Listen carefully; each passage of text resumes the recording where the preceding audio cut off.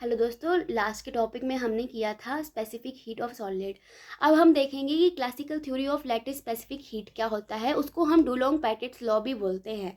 डुलोंग-पेटिट्स law हमें ये बताता है कि जब हमारा रूम टेम्परेचर होता है तो हीट कैपेसिटी जो होती है वो इंडिपेंडेंट होती है टेम्परेचर के, और वो इक्वल होती है 3R के, और R हमारा है गैस कॉन्स्टेंट। ये आपका है variation of specific heat and with temperature. ये आपका रूम टेम्परेचर है, ये आपका मेल्टिंग पॉइंट है। जब आपने एक्सपेरिमेंटली देखा तो आपका एक्सपेरिमेंटली जो था कर्व वो ऐसे आ रहा था, लेकिन डुलोंग पेटिट लॉ के अकॉर्डिंग जो है एट रूम टेम्परेचर आपका जो हीट कैपेसिटी है वो इंडिपेंडेंट ऑफ टेम्परेचर होता है, और वो इक्वल होता है 3R के। और जब हमने कैलकुलेट किया तो 59.6 अप्रॉक्सीमेटली इक्वल टू 6 कैलोरी पर डिग्री पर मोल केल्विन आता है, सॉरी पर मोल आता है। तो ये था आपका डुलोंग एंड पेटिट्स लॉ। अब इसकी हम करेंगे डेरिवेशन। आपको पता है कि जब एक सॉलिड होता है उसमें जो एटम्स होते हैं वो पीरियोडिकली जो है हेल्ड टुगेदर होते हैं, मतलब एक साथ होते हैं वो पीरियोडिक वे में। The affect of the thermal energy set these atoms into vibrations.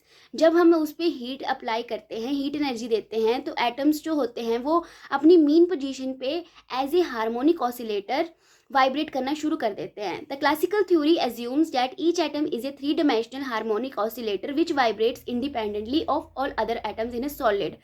जो क्लासिकल थ्योरी है वो एज्यूम करके चलती है कि जो हर एक एटम है वो 3 डायमेंशनल हार्मोनिक ऑसिलेटर करता है, और उसकी जो फ्रिक्वेंसी होती है सेम होती है, लेकिन जो एनर्जी होती है वो डिफरेंट होती है, क्योंकि वो वाइब्रेट कर रहे हैं डिफरेंट एम्पलीट्यूड पे।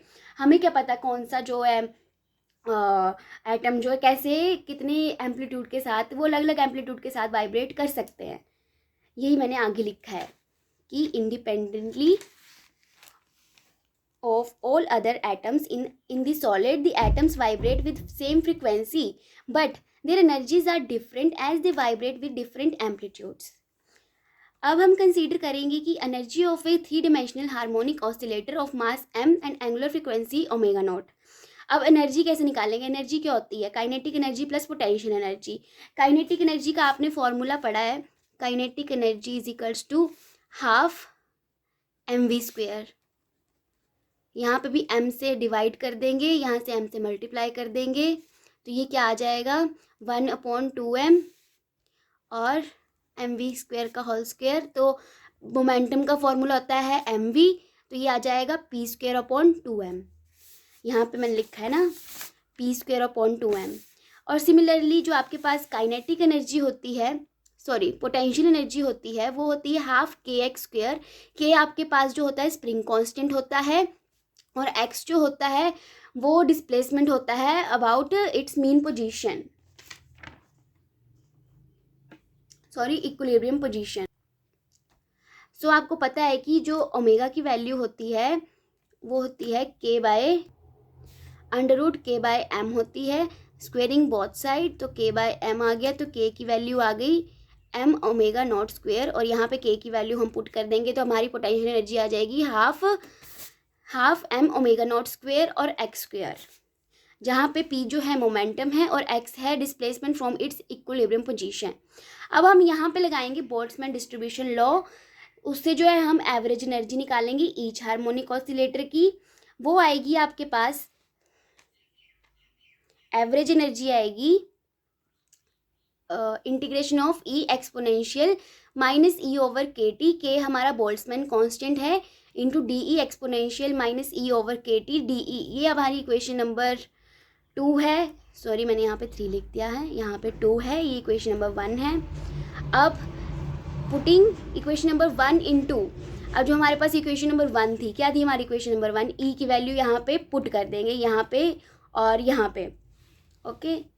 यहाँ पे हमने ये सारी वैल्यूज़ पुट कर दी। अब आपके पास क्या है a + b इंटू सी, इसको पूरे को c कंसीडर कर लो, इसको a + b कर लो। अब a को जो है इससे मल्टीप्लाई करेंगे और b को जो है इससे मल्टीप्लाई करेंगे, ये नीचे वाली टर्म को भूलना नहीं है। और जो आपके पास इंटीग्रेशन है वो p और x के रिस्पेक्ट में आएगी, जो लिमिट्स होंगी, क्योंकि हमारे पास बाकी जो है ओमेगा नॉट स्क्वायर m, ये जो है मास, ये सब तो कांस्टेंट है, लेकिन p और x जो है वेरिएबल्स हैं, तो यहाँ पे जो लिमिट्स आई हैं वो पी और एक्स की फॉर्म में आई हैं और यहाँ पे भी D P by D x आया है। अब यहाँ पे हमने जो है इनको अलग अलग करके लिख दिया है। इसके बाद जब हम यहाँ पे जो हमने कैंसिल आउट टर्म्स करनी है वो देख के करनी है। जब आपके पास यहाँ पे पी स्क्वेयर होगा तो हम यहाँ पे पी स्क्वेयर वाली टर्म कैंसिल नहीं करेंगे, उसके अपोजिट वाली एक्स वाली टर्म जो है कैंसिल कर देंगे और यहाँ पे भी डी एक्स से डी एक्स कैंसिल हो जाएगा। और यहाँ पे जो है हमारे पास जो है एक्स स्क्वेयर की टर्म जो है वो पहले है, तो यहाँ पे जो पी स्क्वेयर वाली टर्म थी वो कैंसिल आउट हो जाएंगी और बाकी एज इट इज़ रहेंगी। Then P square upon 2m/kt को अल्फा स्क्वेयर कंसीडर कर लेंगे और m omega naught square X square को 2kt को बीटा स्क्वेयर कंसीडर कर लेंगे।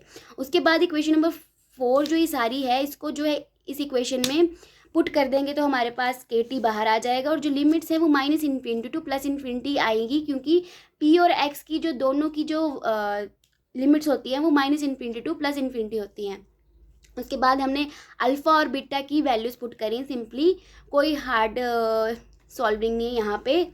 अब यहाँ पे करेंगे हम using standard integrals. Standard integrals क्या बोलते हैं कि इनकी वैल्यूज़, इसकी वैल्यू और इसकी वैल्यू, ठीक है।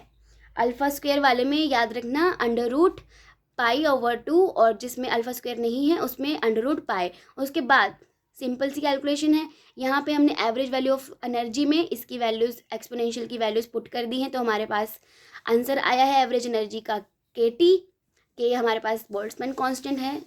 तो एवरेज एनर्जी आपके पास आ गई, तो अब आप टोटल एनर्जी निकाल सकते हैं। तो टोटल वाइब्रेशनल एनर्जी क्या होगी 3 डिमेंशनल हार्मोनिक ऑसिलेटर के लिए, और आपके पास n जो है इंडिपेंडेंट वो है डिग्री ऑफ n जो डिग्री ऑफ फ्रीडम है। तो तीन हार्मोनिक 3D हार्मोनिक ऑसिलेटर हैं, तो यहाँ पे हमने 3n लिया है। तो जो टोटल एनर्जी है उसको हम 3n इंटू एवरेज एनर्जी से मल्टीप्लाई कर देंगे तो आ जाएगा 3n kt। और n हमारे पास है एवोगैड्रो नंबर। जब एवोगैड्रो नंबर को हम गैस कांस्टेंट से मल्टीप्लाई करते हैं तो आपके पास आता है जब हम n को जो है बोल्ट्जमैन कांस्टेंट से मल्टीप्लाई करते हैं तो आपके पास वैल्यू आती है r गैस कांस्टेंट की, तो हमारे पास आ गया 3RT।